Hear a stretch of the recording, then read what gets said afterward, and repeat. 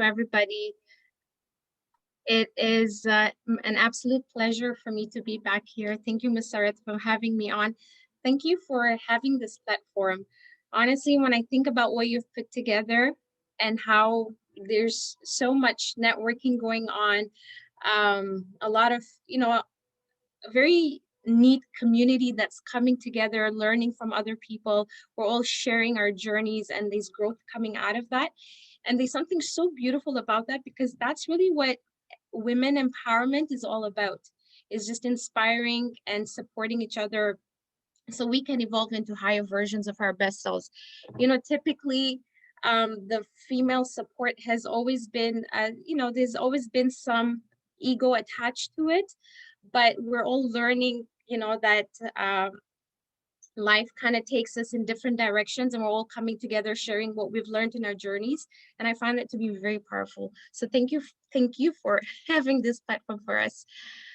So today my topic is conscious manifestation versus manifesting from ego. Now, before I go deep into this, I want to just establish a little bit of a framework. And so I'm going to start off with some of the definitions and what they mean. So we'll start off with a manifestation. Manifestation is another way to reframe that is creation. We now know we've read enough books, or we've heard enough podcasts, or we've listened to enough speakers to know that our mind creates our outer reality. That's the power of our mind. And whether we're consciously aware of it or not, we're constantly manifesting. So even Musarat, for you, every day in your life, you're constantly manifesting. You may not be consciously doing it, but your thoughts are creating your outcomes, your day-to-day life, your small goals, your bigger goals, right? So you're in that constant act of manifestation. So manifestation, another reframe word for that is being in a creation process. Then we come into consciousness, conscious manifestation. What does that mean? So we often don't realize, but we're usually just creating, or we're going about our day from our own like left brain, our ego identity, our ego labels. So me Sayyedah as a mom, or me Sayyedah as a wife, or me Sayyedah as a transformation and leadership coach, this is what I'm going to create. But the creation process is still very much happening from my ego identity, right?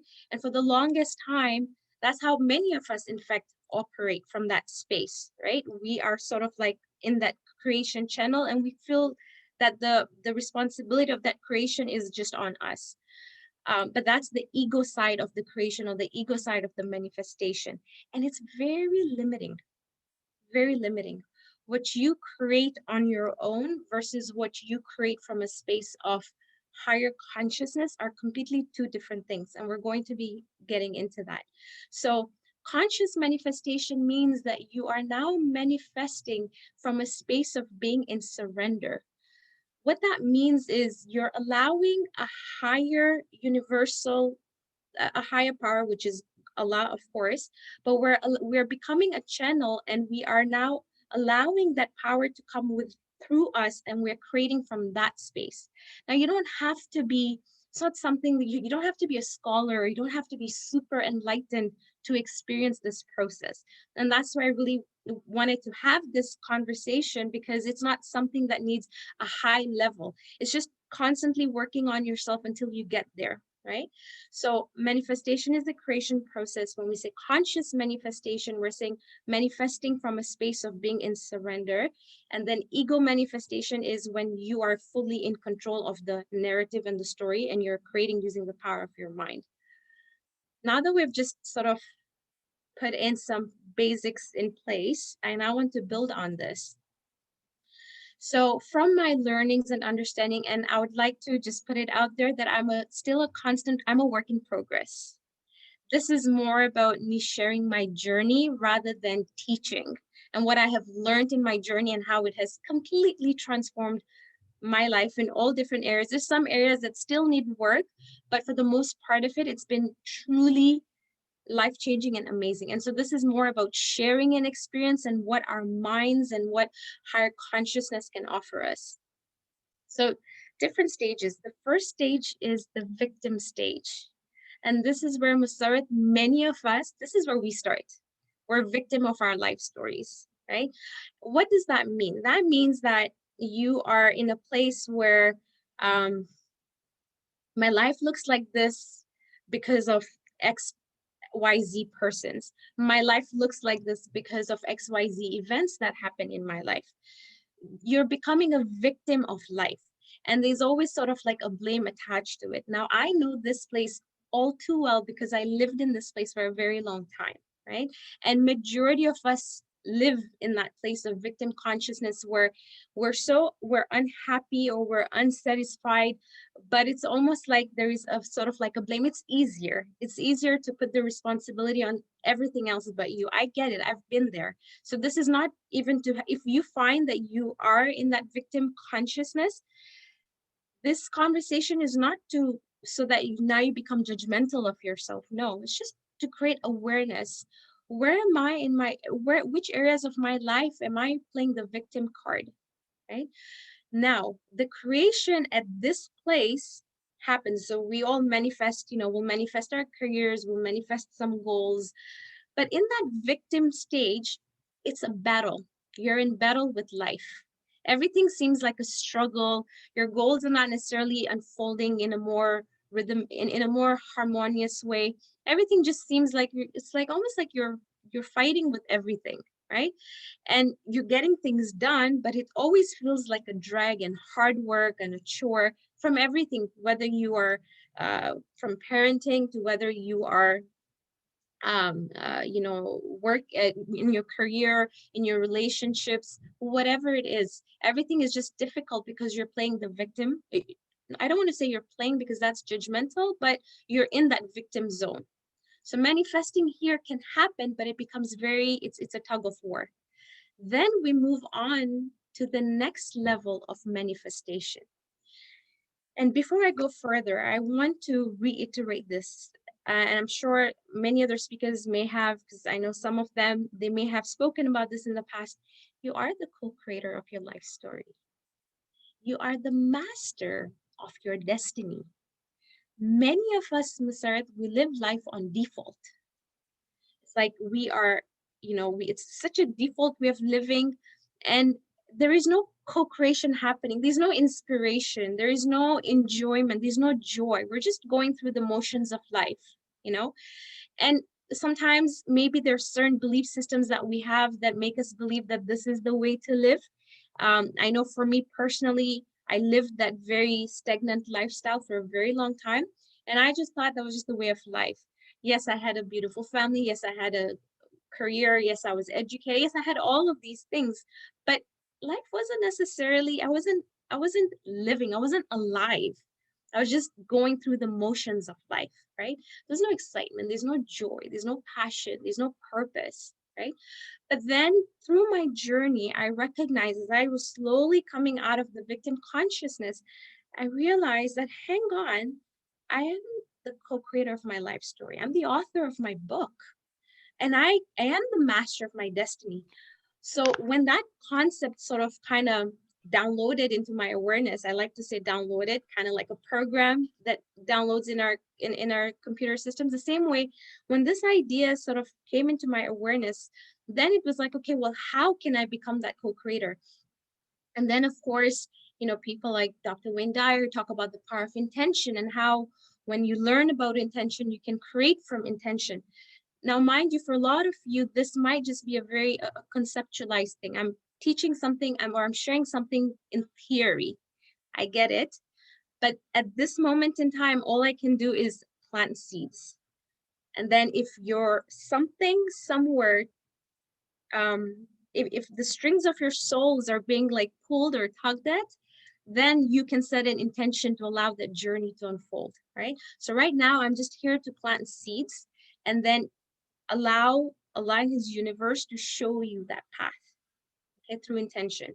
So when we say that we are, and I remember Sheikh Shamali had put out a really beautiful post on Instagram, his spiritual Saturdays, and he talks about how we are the masters of our destiny and how our thought power can create our reality. So let's talk a little bit about this level of manifestation.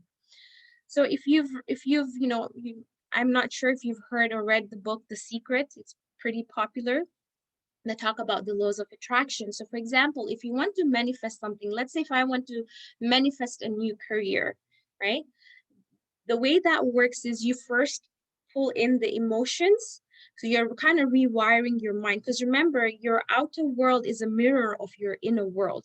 So if you want to attract the right job opportunities, synchronicity plays a huge part in this. You have to become that. So if I'm not happy in my current career, my current job, then it's fitting with those, but also trying to find what is working in that job and what do I want to attract from my next job, and sitting in those emotions. And the more you marinate, because emotions are energy, the more you marinate on what you want, then that's what will happen in the outer reality. Now, how will that happen? Law of attraction kicks in. Because you're feeling a certain way, you will start attracting people who are vibrating at that same level. You'll start attracting situations, circumstances, opportunities of that level of frequency and vibration, but you have to become it. And that's a process. Easy to be said, easy to be kind of delivered verbally, but it's a process getting there, right? So that's the second level of manifestation. And I know a lot of people, I know that's how my journey started, was becoming extraordinary, and how the mind, when we work with the mind, oh my goodness, the mind is the creative hub. We can create so much, but is the mind in turbulence, or is the mind at peace?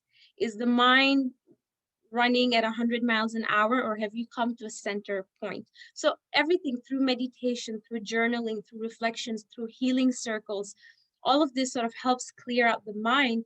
And the more you clear out the mind, the more you build mind heart coherency, we're then able to manifest what we desire. Second level of manifestation. Now, up until I would say last year, Masarat, I was primarily on this level of manifestation, but something somewhere wasn't sitting right. I didn't feel this complete sense of,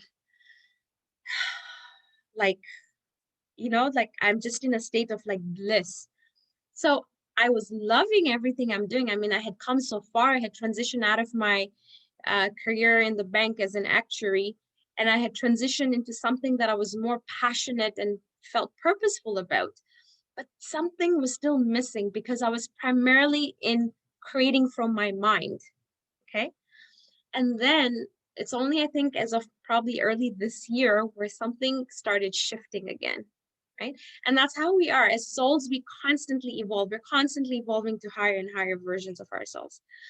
I wanted to come to a place where I could completely live from a soul space. And I wasn't completely connected at the soul space. It was still mind, and then I'd come into the heart center. Heart is the seat of the soul. I'd come here, I would check out, I'd go back into the brain, I'd again co-create from that space. And then sometimes I'd fall back into my soul space. But I knew that I wanted to transition more into that soul space, because the excitement, the sense of freedom, the sense of expansion, the sense of abundance was only coming from that space. And so I then came to realize that there's another way to manifest.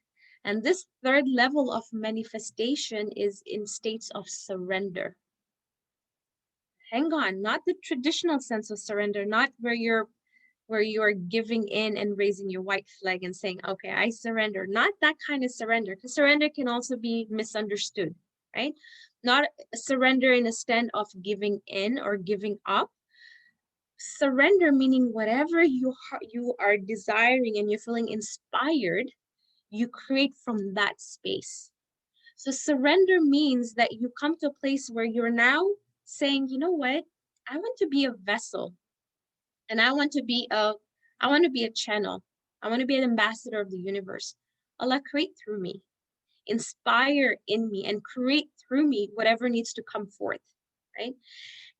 Now, that level of surrender, there's another bliss that's attached to it. And again, remember, it doesn't mean you're giving in, but you're allowing inspiration. So now the co-creation process doesn't happen from the mind, because the mind is still attached with the ego framework. But now you're going into co-creation from What am I feeling inspired to do? What's my inspiration telling me to do? When you manifest from spaces of surrender, that journey will take you on a completely different level than what you've ever known. And in there, the synchronicities that open up are so much. I don't know, Mr. Have you experienced synchronicities in your life, in your own journey?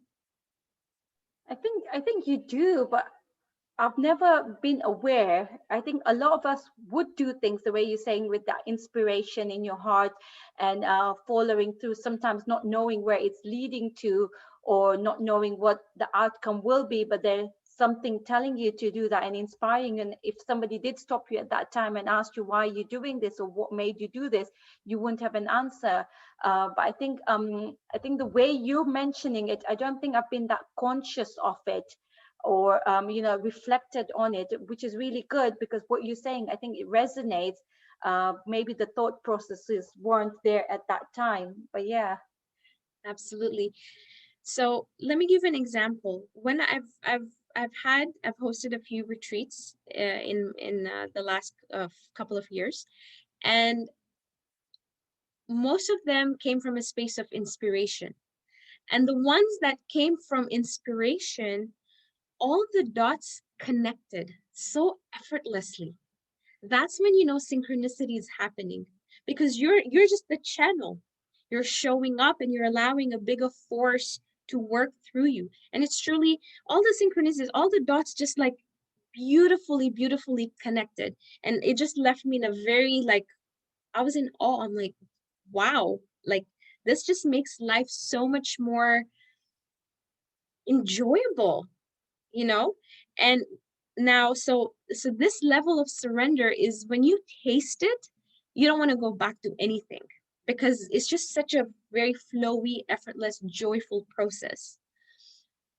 Then there is another level of manifestation. And here, if I'm being completely honest, I don't know what that looks like. I know it as a concept, but I haven't tasted it.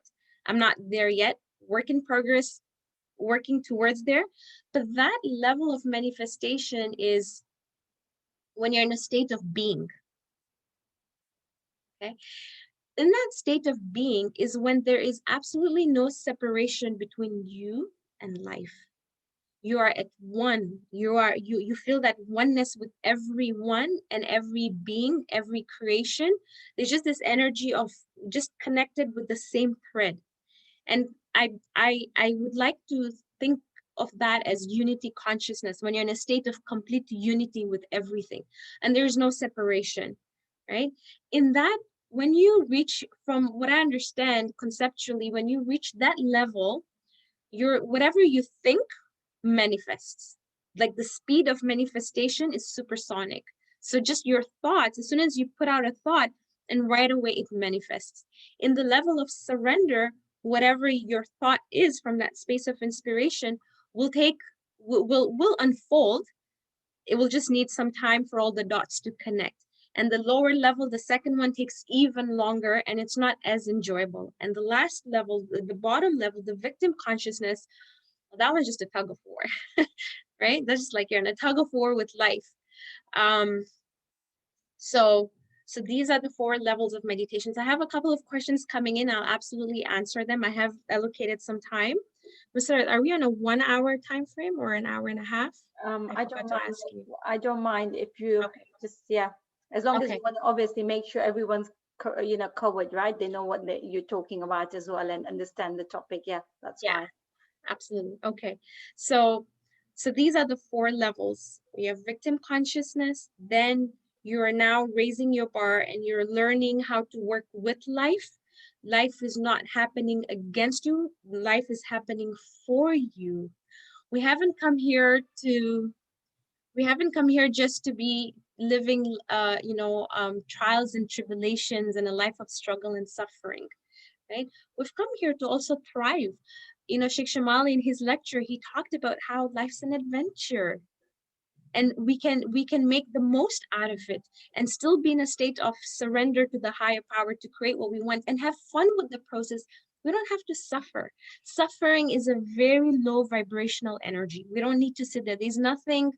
There is nothing pious about it. There's nothing, um, what's the word that I'm looking for? Um, I guess we'll go with, because I think some belief systems, we think that piety or being pious is all about, being okay, like being in that struggle, suffering energy. But it's really a belief system that needs a bit of an upgrading. There's so much more expansion that comes in when you actually move away from suffering.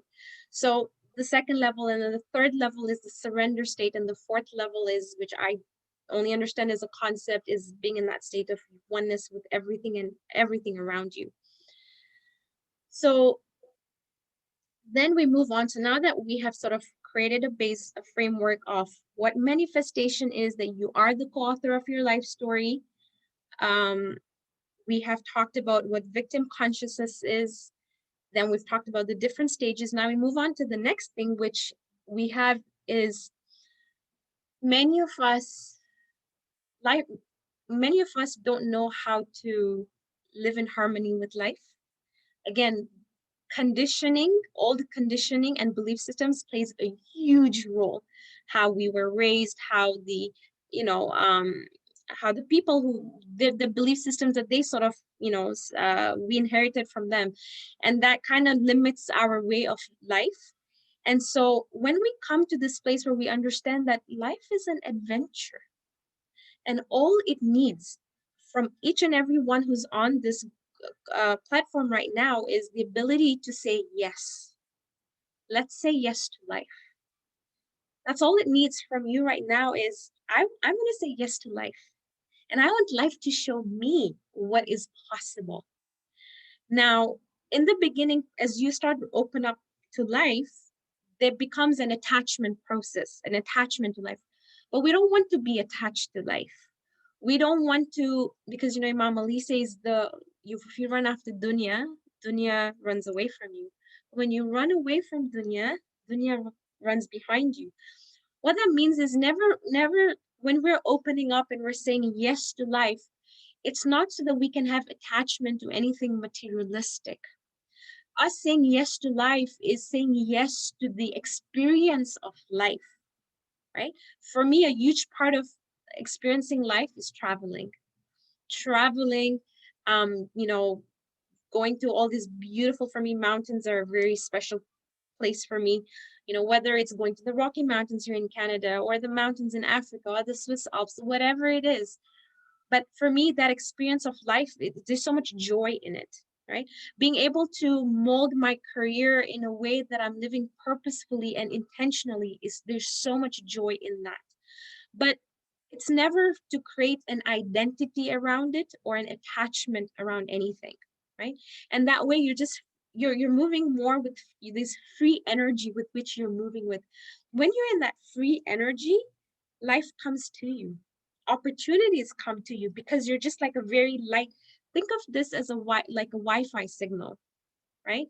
As you release your detachment, your attachments, your Wi-Fi signal is becoming brighter and brighter. And therefore, if I have a stronger Wi-Fi connection, I'm able to download things much faster, right? In the same way, when your Wi-Fi signal is broader, you're able to pull in more synchronicities. And then life just becomes really beautiful. So then the next question here is, okay, so I understand that I'm the master of my destiny. I'm the author of my life story. Co-author, I like to say, because we are not doing it, but it's the soul. We're allowing the soul to come through and tell us what. And for me personally, I was initially scared to make that communication or that sort of I was afraid to build a relationship with my inner being. And I think many of us get stuck there because we're not able to build that deeper relationship with ourselves, because there's a lot of stuff there. And that's what I had spoken of at the first time that I came into the platform, where, and I say that when we want to connect with our powers, our intuitive powers, it's through emotional intelligence. But that means we have to first go through the layers of all of our emotions, which can be a messy process, right? I know many of the women I work with, there's a lot of waterfalls that happens, which is healing. But So you got to like just work through all of that, and then you get to that center point, and then there's a sense of peace and safety. When you get to that place and you start creating, because that's now when inspiration starts to come through, because all the contents of the mind and all the chatter and all the clutter, everything has settled down. So then now that we understand that, okay, well, let's start creating then, right? So there are four different areas that I would just like to touch upon. Your relationships, relationship, whether it's your children or your partner. Our partners are our master alliances in life, right? Everything happens in this beautiful alliance. Collaboration, life happens through collaboration. And at the basic level, you're in collaboration with your partner, right? And you're bringing life and so many other things. So perhaps it's maybe you want to strengthen, or maybe you want to heal your relationship with your partner that's not very strong. Maybe you want it to thrive. Maybe it's just okay, it's average, but you want to make it really awesome. So envisioning what it is that you'd love to experience in your relationships. And then when it comes to money, same thing. Many of us have very negative relationships with money, right? There's a lot of scarcity, a lot of lack, a lot of wrong, false belief systems attached to money. But money is just energy. It's just energy. So healing your relationship with money and creating a vision of how you want that flow of money, your relationship with money to be like. And then your purpose, and then your health. Four categories that you can sort of start thinking on, but not thinking from left brain, just coming from a space of inspiration. What would you love to experience with your partner? What would you love to experience with your purpose?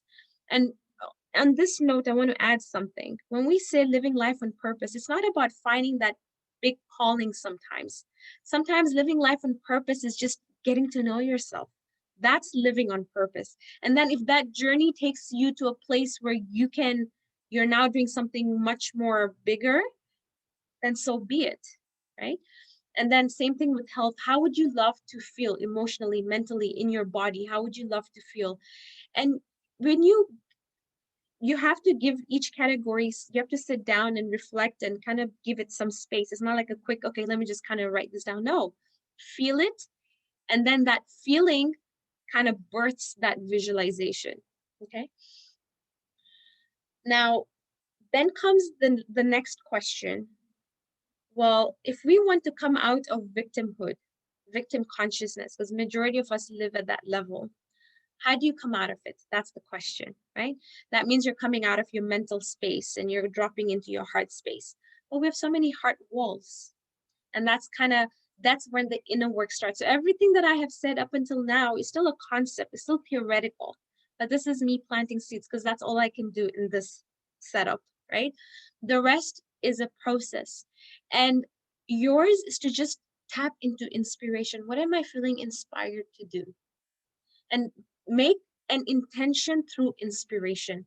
The power of intention is very beautiful, but something that I have learned in my journey, I have co-created things from intention, and they have been, I mean, the unfolding was amazing, but it didn't make me feel amazing.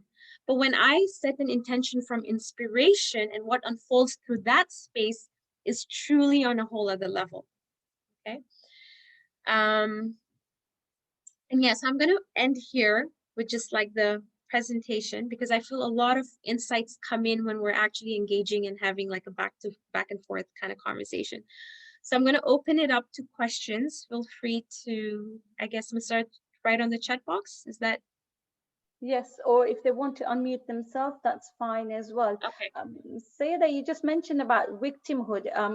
Did you tell us how to get out of victimhood? Yeah, so there is a question that's come in. I'm going to read that question and I feel like it's going to help answer.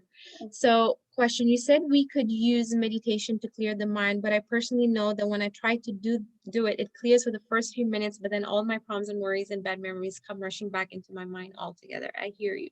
What else other than meditation would you recommend?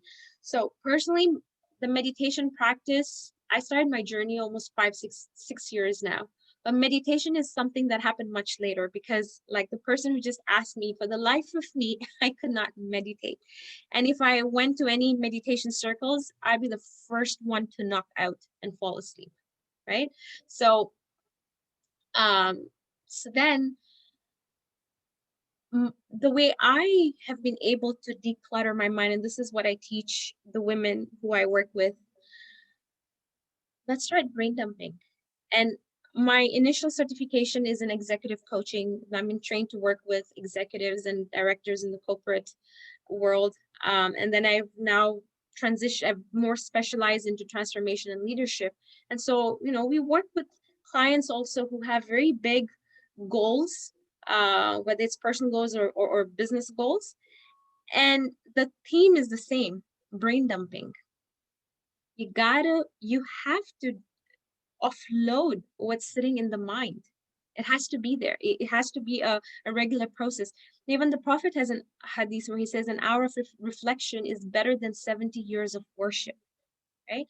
So, so what you have to do is take everything that's in your mental space, put it onto paper. Now, let's say if I'm brain dumping and I have had, I've been through an experience that created a lot of resentment in my being. It created a lot of hurt. It created a lot of pain. It's hard to move past the hurt, the pain, and the resentment. So the way to do that is you put it down on paper and then you burn it. I find burning is just a way to release the energy, right? Because all thoughts are energy, all emotions are energy. So either you tear it up or you burn it. And you will find that something is dissipating inside. Because that surge of emotion, the the biggest way to heal is through expression. And especially for women, sorry, just give me 1 minute. My little one is at the door banging. Give me just 1 minute. That's fine. That's fine.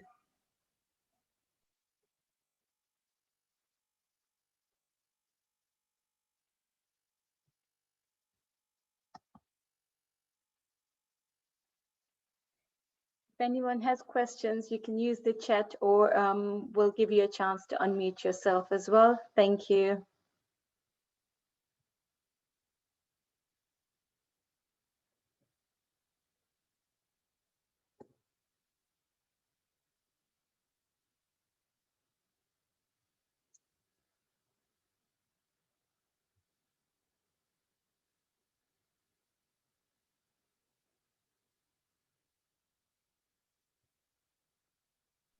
I'm sorry about that.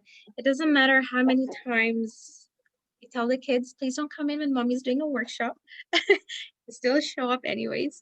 And that's mommyhood. So yes, back to what I was saying. With the meditation. So brain dumping and then burning. It's a way to release. Now, the reason why I say brain dumping, there is power when you connect pen to paper. Okay, there's two types of journaling. One journaling is the brain dumping process, but there's another type of journaling, which is wisdom journaling.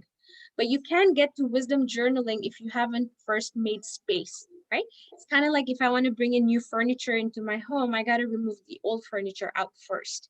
So in the same way, everything that's all the bad memories, all the pain, everything, all the chaos, put it down on paper. Now you'll find that this is something that you need to keep doing on a regular basis. So for me, this is a consistent practice that I had at the beginning of constantly brain dumping. Until today, if something comes back into my awareness and my consciousness, I'll go back and put it on paper and I'll burn it. That's just my ritual of just kind of like letting it go, because they're just thoughts, right? And we know on an average daily we have an average of 90,000 thoughts that are just churning, and they're the same thoughts from yesterday to today to tomorrow.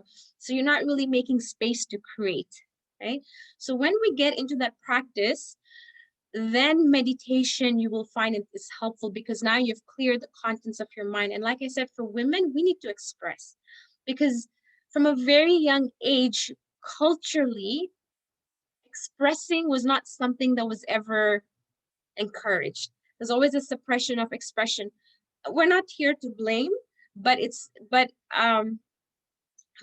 also acknowledging that suppression of expression, a lot of women have thyroid problems. It comes from lack of expression, right? For whatever reasons, they couldn't express. So when we're journaling, we're giving ourselves, it's a very sacred act. It's a very sacred ritual to connect pen to paper and just kind of put out everything in there, right? Then once you have made enough space, then you have wisdom journaling. Now you can start even the co-creation. So a lot of my ideas happens through wisdom journaling. Spread out my paper and pen. I'll be sitting in my backyard. I'll be in a very sort of a Zen place. And then I just start creating so all my projects, every course that I've ever launched in Surat comes from wisdom journaling, and then I don't even in terms of trying to figure out how many participants should enroll, how much should I charge, when should I launch it, I don't get any of those details from my left brain. It's just through intuition and through wisdom. And then everything after that just flows very effortlessly. So coming out of the victimhood, I would say do a lot of brain dumping process. Be part of healing circles. I know there's a lot of healing circles that are coming up, where these meditation or whatever it is. Check in. Maybe where you are in your journey, it may not feel right for you, and that's okay. Or maybe it may. You never know. So try the healing circles. Do the journaling. The journaling is huge. Invest in your self-development. I think that's a concept that was the hardest for me, was the idea of investing in myself. There's a lot of guilt attached to it, but once I broke through the threshold of guilt, a whole other world opened up for me, and I realized, wow, like this is phenomenal, right? How I've been holding myself back for so long. So invest in yourself. The other way to come out of victimhood is, let me explain a little bit on the beauty of meditation. Certain meditations, what they do is they actually are opening you up, because you're just operating from your 5% of your conscious, but your subconscious is 95%. So how do you open up to the contents of your subconscious mind? Because a lot of our victim tendencies are sitting in our subconscious. Meditation, when it opens, it kind of opens you up, and then stuff will start coming to the surface. And sometimes stuff comes up in dreams as well, right? In our dreams, a lot of the contents of our subconscious mind gets highlighted in dreams. Why? Because in our regular day-to-day life, we're too busy. There isn't enough space for the subconscious to show up. But when you reflect, when you take an hour to meditate, a silent meditation, the contents of your subconscious mind will keep showing up. But because we live a very rapid lifestyle, then we don't have enough space, so then it shows up in our dreams. Okay. So yes, I hope that answers the question for that person. Do you have any programs that you're doing currently? So currently I am, it's a program that already started. It's called Unlocking New Pathways. So it's all about, if you want to, depending on if you want to create something in your purpose or whatever aspect of your life, but unlocking new pathways. And we go through a process. It's a 3-month program. I'll more than likely be putting something else together. I told you I work off inspiration, so I don't have a strategy. Okay, when inspiration kicks in, I go into momentum, and I think that's the balance between being and doing. So your doing is coming from a state of being, right? But I have a feeling that I'll be putting out something come September, because I find that I'm always putting stuff out every different season. I didn't even know it was like I wasn't aware of it consciously, but when I look back, I'm like, hang on, every season I have like a different program, and it's tailored to whatever the wisdom of that season is, right? And that's the beauty of creating from that space, because my mind cannot strategically put all of this together, right? But it's going to be along the lines of like surrendering, so that you can become that conscious manifester, and then taking you through that process. But I can share my Instagram handle, and so if you ever want, you can always follow my work, and if there's any courses that ever pull to you, you're welcome to join in. How do you create from inspiration? I love that question. How do you create from inspiration? So first of all, engage in activities that do inspire you, That's my first question. Are we engaging? And it doesn't mean that we have to go away on a vacation, on like a $10,000 vacation, super vacation, to get inspired.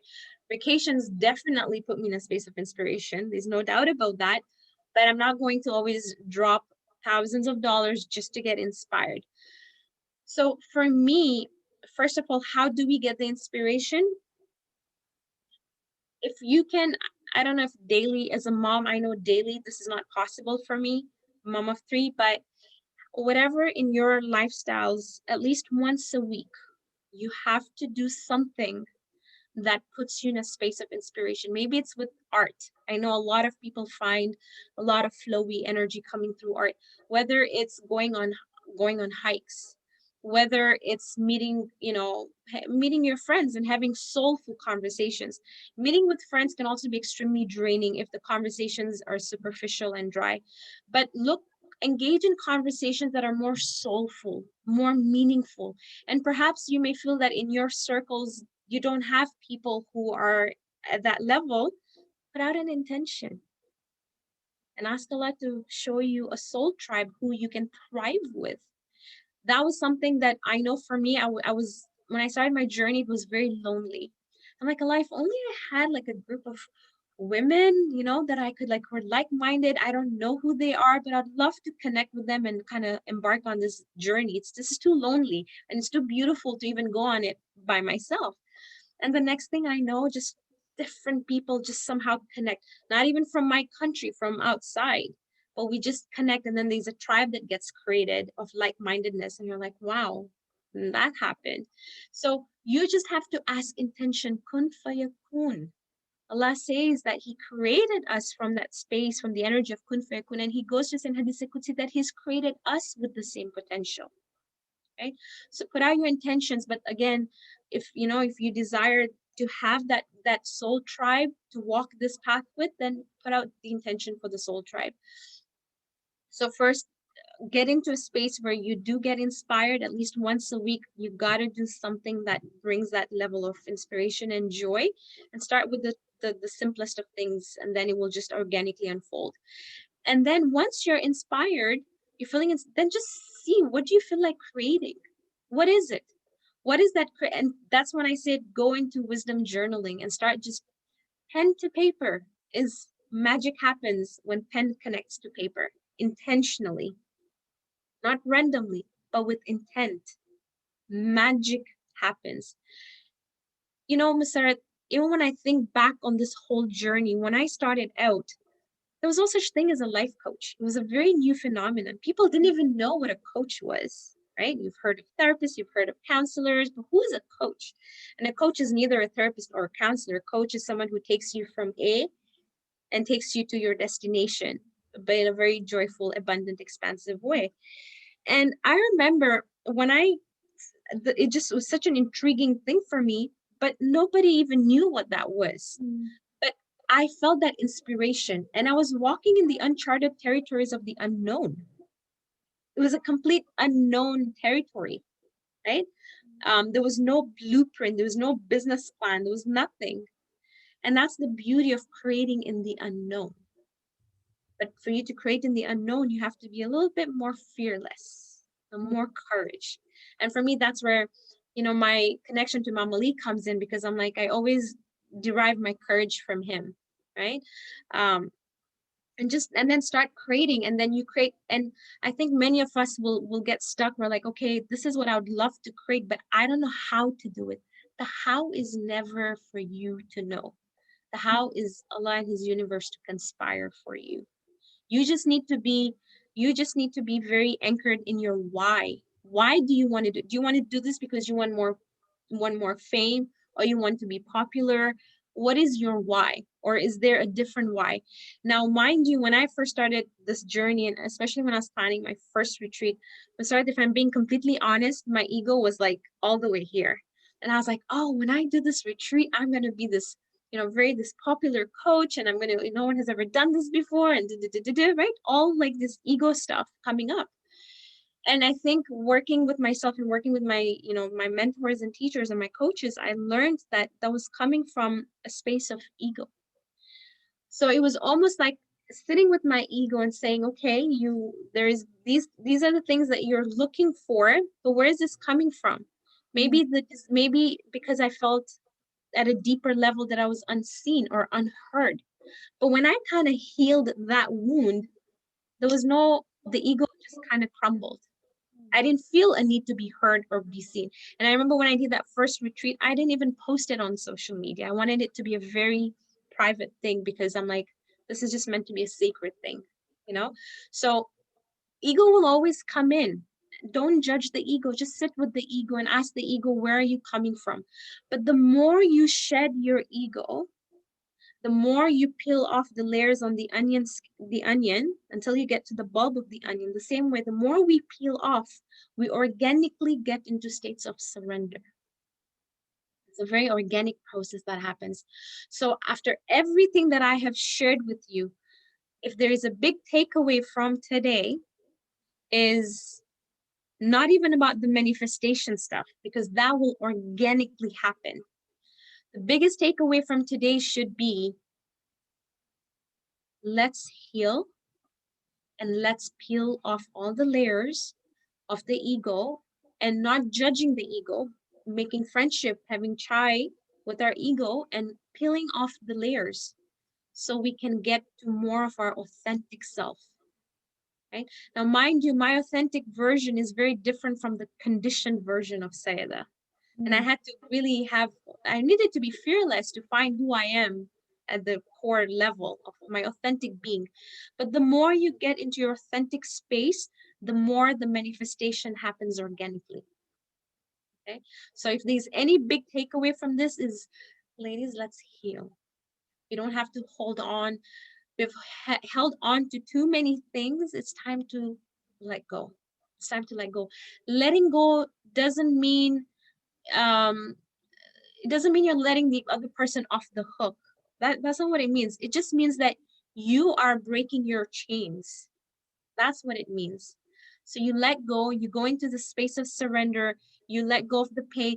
And if you're wondering how to let go of the pain and how to go through the process of forgiveness and letting go of resentment and letting go of bitterness or whatever life has experiences have, created for you, ask without an intention. You know what? I want to heal because I don't want to survive. I want to thrive. And I'm here to thrive, right? So just going into that, just putting out intention, create everything with intention. And I promise you, when you put out an intention, it will unfold. Just be conscious of it is all it's needed. We don't understand, Mr. how powerful we are. There's a complete disconnect with our understanding of the power that we have inside of us, right? And that's why when we can come out of all of these emotions that are holding us back, and you come up and you come above the water and you look around, you'll be like, oh my God, like there's a whole other life that I'm like, that's being wasted because I'm still stuck in this place, right? So give yourself opportunities. So I have some private messages coming in asking for the Instagram handle and number. So I'm just going to share this. But are there any other questions, Ms. Earth, if you have any questions as well? So, with the intention, is this an intention you set in the morning normally, or is it intention so many times a day? No, nothing. Make an intention when inspiration comes. Okay. Let me ask you something, Ms. Earth. Is there anything that has inspired you today in the last 50 minutes? Yeah. Is there anything that you're feeling? Yeah. Right? It doesn't have to be something huge, but anything that you're feeling, some kind of like childlike wonder that's like opening up, right? That's inspiration. Something you're just feeling a little inspired. Yeah. Okay, make an intention here now. It doesn't have to be in the morning or at night. In this moment where you felt a little bit of this childlike wonder coming up, you're like, oh, this is possible. Okay, well, let's set an intention from that space, is what it is. And is it best to make that intention straight away, isn't it, when you get inspired, right? Because a lot of times we start thinking through. Yeah, yes. And then obviously, Yes. Because many of you, when we kind of get out of, when we come off this platform, we'll go back into whatever it is, and then the inspiration kind of dips, right? So in this moment, you want to put an intention out. So in this moment, because you're feeling inspired and there's more sort of joy coming to the surface, the vibrations are high. When you plant your seed of intention in a high vibration, it's like a catapult. Your intention, it's like kind of like you've written a letter in Ariza, right? And you're sending it out, and like but being in this state is like catapulting that Ariza out, like you're shooting it out into the universe, right? So, but then when you kind of move away from you go through your day and everything, all the other chaos and crazy comes back in, then you're disconnected from this moment, right? But the trick here, Musarat, is if you can cultivate the same sense of inspiration on a daily basis, but you have to find your own unique ritual that gives you that. For me, in the past, it was spending time with my soul tribe. Now, my inspiration comes when I'm in the present moment. But this has taken me years to get here. I didn't just arrive here, right? It's taken me a lot of mindful practice to get here. I think I understand you, because sometimes when I'm driving to work, I have the best time of inspiration. When you're driving, a lot of times I used to complain about the long journeys, but now driving through the countryside is the time when I get the inspiration, and it gives me that time. So sometimes you need just yourself being there to connect with Yes. yourself, isn't it? Yes, absolutely. The deeper we can connect with ourselves, because when you go deeper within yourself, you're not connecting with Musarat anymore. You're connecting with your soul. You're connecting with your essence.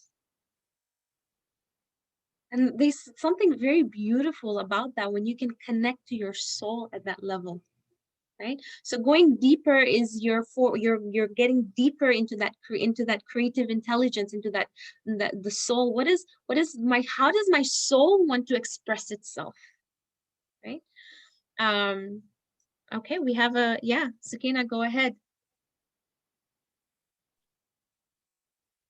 Or I can answer what you want to unmute. Yeah, sorry, I was just having a hard time to get that feature. Yeah, like I wrote down, I know that there's a lot of healing required for us to kind of find our true purpose. Like I've been on this journey, and there's so many layers. Each time there's a new layer. It's getting very bogged down and tired. I'm like, when am I going to create? When am I going to see the purpose? Like initially I'd done something and I thought, oh, that's the purpose. But now I feel drained doing that. Like, I don't understand why. Is it because I haven't healed? Is it because I haven't really truly let go? Like, there are lots of layers. I can see my layers. And then I've got this inspiration. Maybe I need to have somebody, I have a blind spot, I guess, and I'm not getting onto that blind spot where I can realize, oh my God, this is it. This is it. This is something that's stopping it. You know what I'm saying? And it's like, it's taken time. I know everybody says it takes years, but it doesn't have to. No, it doesn't have to. And It doesn't I have to want to take years. Victoria. Yeah.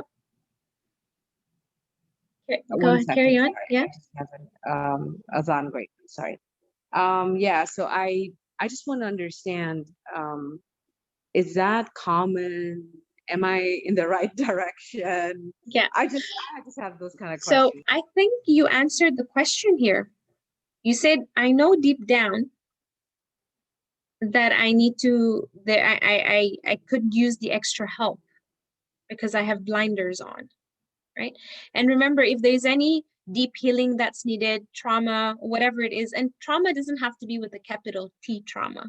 Trauma can be anything that created, see what happens even at the soul level. And this is a deeper thing that I do in some of my more advanced classes, is soul reclamation. So when you've had like trauma in your life, what happens is that your soul is defragmented. So part of you is still unconsciously stuck in time.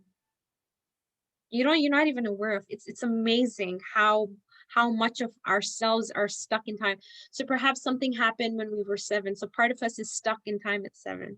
Then a part of us is stuck in time when we were 14. A part of us is stuck in time when we were 25, and so on and so forth. So this is creating a disintegration in your being. In other words, your Wi-Fi signal is very weak because you're stretched out in time, right? So when we do the healing, healing is all about coming into a state of unity within yourself, right? And and that's the beauty of even like working with Al-Ghafur. We're just coming back into the state of unity within ourselves. But you said it yourself that sometimes because of the blind spots that the trauma could have created, it's hard to come out of it, right? And then we need somebody else to sort of come in and help us with whatever healing modalities they have.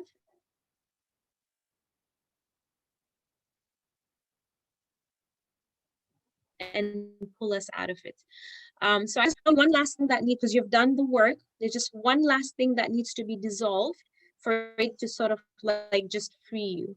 And then here's something. I don't always have good days. I don't. But it's coming into a space of acceptance for even the bad days. About 2 weeks ago, I was crying. I just had tears rolling down my cheeks. And everything is, alhamdulillah, I'm in a very good place. But some stuff just came in and was just tears. But in that moment, I embrace even that process. It doesn't mean anything is wrong. It just means that I'm a human and I feel emotions. Maybe they may not even be my emotions, but I feel collective emotion. I'm an empath. So, and that's just what it is. So sometimes I wouldn't have, I wouldn't have high days. Sometimes I'll just be having blah moments, and that's okay, right? So yeah, if Sakina, if you feel like it's resonating, you are welcome to reach out to me. I don't know if my Instagram handle and phone number came through. Yeah, I can Okay. search you up on Instagram. That's not an issue. Say that I can look you up. That thanks so much. But yeah, I know. But most of the time, don't we have a scale to measure how we're supposed to be doing during the day, or Wouldn't no? that be nice? Wouldn't that be Yeah. nice? Wouldn't that be Um, nice? but it's good to know. Yeah. Thank you so much. You answered. Thank you. Yeah, no, you're very welcome. And just pondering over your last statement, is there a scale for us to know how we're doing? A kind of like a litmus test, you know? Um, So I follow the Hicks scale because one of the one of yeah. the programs that I did attend was the Hicks scale. You're not always going Mm-hmm, to be up there, but you can check your mm-hmm, emotions daily, have mm-hmm. check-ins, Yeah, whatever, maybe in a day, twice, thrice, and I yeah, guess see where you want to bring yourself up to. Yeah. yeah, yeah, absolutely. Um, I would, I would also add here,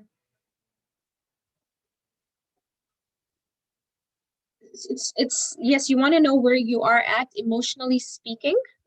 And then it's also, sometimes, and Sakina, this is really interesting. What I have found, and this is something that I learned with one of my mindset coaches that I had worked with. Sometimes we're playing this game of we're winning at life, but what we're winning at life is the self-sabotage, right? In other words, sometimes when we're always focused on, we're feeling heavy, we're feeling the pain, we're feeling sadness, what we don't recognize is that we're also recreating that constantly, right? So while you're checking in with your emotions, also add another practice where you're brain dumping the emotions and then releasing it. So it's not just a check-in and then that's it, but make it more like you're like kind of releasing it, and then bring in another emotion that you'd like that to be your new foundation, right? And there it becomes a choice. I'll tell you why. Because we're all addicted to pain. Unconsciously, we are addicted to drama, we're addicted to pain, we're addicted to, so we're winning at the game of life, but we're winning it in a very self-sabotaging way. So sometimes it's also acknowledging that certain cycles keep repeating itself because there's such a strong attachment to that emotion. So the way to come out of it is just even having the awareness that, am I addicted to pain? Am I addicted to drama? Is this where I sort of get my high from, you know, because it's an emotion, it'll give you a high, right? Are you addicted to anger? And so even when I have in the past resolved and peeled off layers, I found that there was an addiction component that was happening where it still kind of fall back into that. But when I started becoming more conscious and mindful, and that was pointed out by one of my mentors, I was like, oh, I didn't even know that, because I've done the inner work around this area of my life. Why am I still sort of sometimes getting dragged in there? Because I was finding a high from that, like there's an addiction to it, right? And so also having that awareness, and I think for me, just being in that awareness, that I'm like, nope, whenever I felt that emotion, I'm like, nope, I'm going to step out of it. And I would literally like put my foot out and step out of it, just to tell my body, we don't have to sit in this emotion. It's not serving us any real purpose here, right? But then if there is a trauma attached to it, then that's harder to do. That needs a little bit more extra help. So amazing. So please, could you share it? Yes, Mr. I don't know why, but my information was not shared. If you can just share it with the group, Yeah, that'll be I'll do great. that. Yeah. Thank you. So the next question, is there a particular way you phrase your intentions, or do you say with just your feelings and emotions? I love these questions. No, there's no particular way to set your intention. The heart coherence is 5,000 times stronger than your brain coherence. Okay, what you can do from your heart coherence is 5,000 times more stronger than the brain coherence. So over here, I'm going to say that when you set intentions, it's just the feeling of it. Don't set intentions when you're feeling miserable. Okay. Uh, don't, yes. Don't set intentions when you're feeling low, when you're feeling miserable. Remember, we want intentions to be catapulted by a higher emotion, right? So when you're in states of gratitude, and you know, that's why like Laylatul Qadr, like these Laylatul Qadr, nights like those, I feel have not been given its enough light, what that can do. It's turned into a very ritual thing. Alhamdulillah, in the last year or two, thanks to COVID, there's more like understanding and opening that's coming around like these nights, powerful nights. Because for the longest time, I even did it from a very ritualistic place, until we understand that sometimes we need the cosmic energies to catapult our intentions. And that's really what Laylatul Qadr is, right? The cosmic power of that night will catapult your intentions. So whether you're feeling crappy or you're feeling good, doesn't matter. The cosmic energies will lift your intentions anyways. But when we're not connected to Laylatul Qadr and we're kind of like on our own, it's nice to set intentions not from a space of lack or suffering, but when you're feeling good. So even just getting into states of gratitude, or whatever that means for you, spending time in nature, and then setting your intentions when you're in nature, because you're more grounded, right?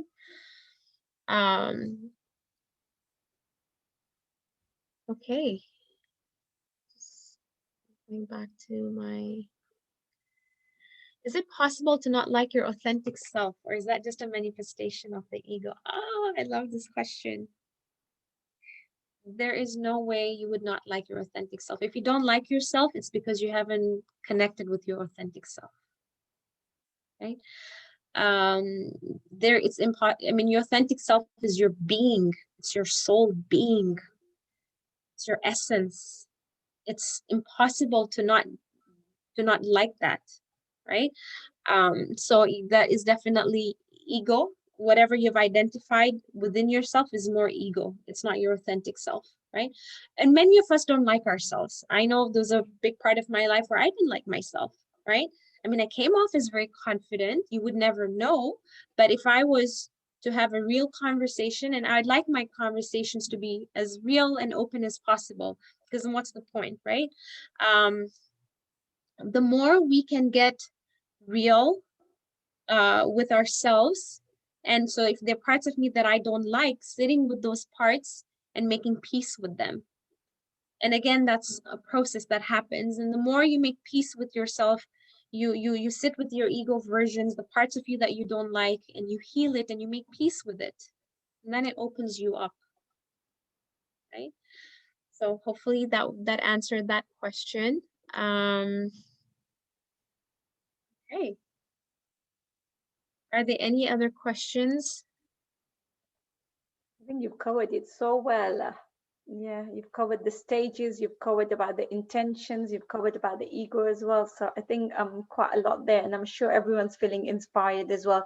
I mean, being a Thursday as well, probably a blessing in itself as well. One of the, those days as well. So I'm glad we've had this session today. Amazing. Amazing. Okay, so I would like to take this opportunity to thank everyone. And if there's any one last thing that I would say here is, I would, let's encourage more healing circles within just your network, whether it's your friends, your family, whatever it is, because we all need healing. And the thing is when especially women, when we come together with a collective intention, Masarat, we create magic. That is the gift of the divine feminine. We don't understand. See, the masculine energy is more like a structure, it's a doing energy. But the feminine energy is a very powerful creative energy. It's a being energy. And so we need to also come into balance of being and doing, balancing our masculine and our feminine, because we have masculine and feminine. Men also have masculine and feminine. But it's all about finding the right balance. And there's so much beauty that can emerge from us. We create life. Think about it. Yeah. We are the channels that bring souls from one realm into another. We birth life. And that's the creative power of the divine feminine. So the only thing that I would add here is highly encourage whatever you have learned in your journeys, create healing circles. And just it will create a whole beautiful movement of change and inspiration, and we can all thrive as a community. Alhamdulillah. No, thank you so much. I think talking about inspiration, I think it was one of the nights at about 12 o'clock or something just came into my mind. And I said, you know what, I want to do this walking and start walking, but I need a motivation. So there you go. I just didn't even think about it, just wrote it in one of the groups. And I said, tomorrow we're going to be walking just around here at 9:30. And didn't even think about anything. And the first day was about me and another mom. The next time there were about 5-6 moms. And I look back and I'm thinking, oh my God, right now I can't even back off, can I? So it's amazing. So you're right, when you do things from inspiration, you enjoy it. The happiness, the satisfaction as well, isn't it? And you're ready to take the risks, you're ready to go that extra mile. Because it's not like a hard work, or it's not a chore, is it? Yes, you will be supported every single time. So even with my coaching platform, when it got to a certain level where I wanted to scale it and I wanted to expand it, I was like, okay, how do I go about doing this? And I knew the inspiration was there to expand and scale. And I said, okay, you know what? I put out the intention, and Masarat, as soon as I put out the intention, I met with a business coach. But I didn't want just like a business coach. I wanted a conscious business coach. I wanted someone who had similar values to mine, right? And it just fell into my lap. Now, mind you, working with him was like a 5-figure program. It was cost a lot, but even the funds and the money and everything just came together, right? And then I wanted to create like a website, and I'm not into website design, or like that's not my area of expertise. And the whole team just kind of came up and they're like, hey, like, can we revamp your stuff? Can we do this for you? And I'm like, sure, please go ahead. But see, like that the universe will conspire, it'll bring that support system for you. You don't have to go out and look for it. You just have to know what you want, what's your why, and allow it to come to you. But it requires trust too. It requires trust. I think a lot of ladies know that, and they've probably done in life where they've done things. Just last year, I think we just decided out of nowhere we wanted to do a HIFS competition online, and I was like, okay, we'll do this. And then we're thinking about the surahs, then I'm thinking about the funding, and then I was speaking to my sister, and I was like, oh my God, I've taken on this task of this HIFS competition. Where are we going to get the funding for the presents, for the winners? I never thought about it. I thought there'd be about 20-30 children. Next thing, we had about 90 something participants. Wow. But the intention was there. And then my sister's like, you know what, you've got the right intention, manifest, make that intention, write it down on a piece of paper. She said to me, how much money do you need for the presentation? And I said to her, I have no idea. I don't know how many participants, deadline hasn't been there. She's like, just write a figure, add £100 more, £200 more. I said, okay, I want to give something for the judges. I just wrote a random figure. And she said to me, keep that piece of paper next to you beside your musalla. So out of nowhere, I put a ridiculous figure on there, honestly. And she said, keep it next I to your love that. musalla. And every day when you're praying, look at it and you say to Allah that, oh Allah, I need this much amount. Yes. Because I want to give these kids, all the participants, Yes. you know what, by God, Alhamdulillah, we got so much more than that figure. And the way it started coming from people that I didn't even know, heard about this competition, people from different parts of the world started donating for the Isali Sawab of their marhumin. And subhanallah, you know what, subhanallah, I was just amazed. Amazing. It just started coming and it just came from everywhere. And there were Yes. times where I was like, I don't think I need that much more, you know. Yes. But alhamdulillah, you know what, and you're right, we've got the absolute perfect, we've got, Allah there, isn't it? Yes. If only we understood him and his essence. And it's okay, it's a journey, but I welcome everyone to go on that journey of getting first to know, going deeper within yourself, and you'll find Allah there because he's not out, he's Yeah. within you. Now, Allah says, if you want to know me, know yourselves. Who are you at the authentic level? Right? Right, I think we're So sometimes a bit scared of ourselves, isn't it? Or we don't that's trust that's it. ourselves That's that it. much, And isn't it's a it? process. It is. 100%. But 100%. thank you so much. It's been an amazing session, and I think Thank you, everyone can Masarat. relate to yourself as well. So thank you so much. And if anybody wants Sayyeddah's details, please message me and I'll share it with you as well. And we have got this session recorded, so inshallah we'll put that on YouTube. And if anybody wants it, we will pass it to you as well if you want to listen to it again at your own time. So thank you so much, everyone. And inshallah, we'll see you on Saturday.